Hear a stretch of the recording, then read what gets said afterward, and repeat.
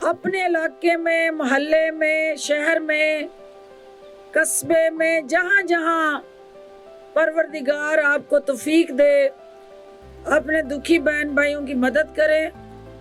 और कतई नज़र इसके कि उससे हमारा सियासी कोई फ़ायदा है या नुकसान है, क्योंकि इंसानियत से मोहब्बत ही ऐन सियासत है और यही ऐन इबादत है।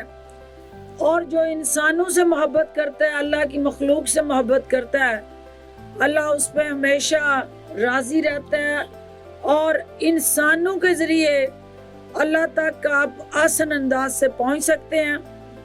ये राशन की तकसीम सारे रज़ाकार मिल के करें।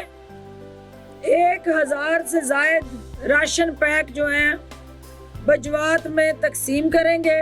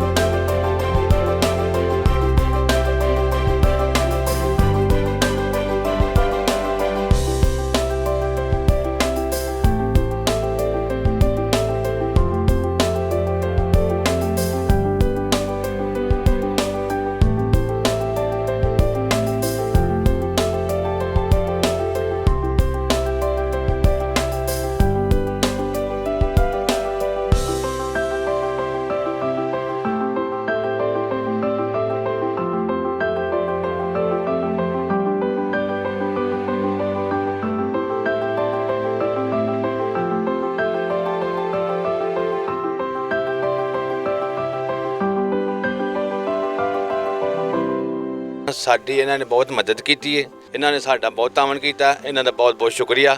ਸਾਡੇ ਕਾਰੋਬਾਰ ਕੋਈ ਨਹੀਂ ਸਨ, ਅਸੀਂ ਮਜ਼ਦੂਰਦਾਰ ਬੰਦੇ ਆ। ਇਹਨਾਂ ਸਾਡੇ ਨਾਲ ਤਾਮਨ ਕੀਤਾ, ਅਸੀਂ ਬਹੁਤ ਸ਼ੁਕਰੀਆ ਇਹਨਾਂ ਦਾ ਅਦਾ ਕਰਨੇ ਆ। ਅੱਲਾਹ ਪਾਕ ਇਹਨਾਂ ਨੂੰ ਬਹੁਤਾ ਦੇ ਤੇ ਹੋਰ बहुत बहुत ज़्यादा दे। मिले है अपना आटा राशन मिले है? हाँ जी मिले। चलो ठीक है, अल्लाह पाक तंदुरुस्ती दे। बैठो तुसी।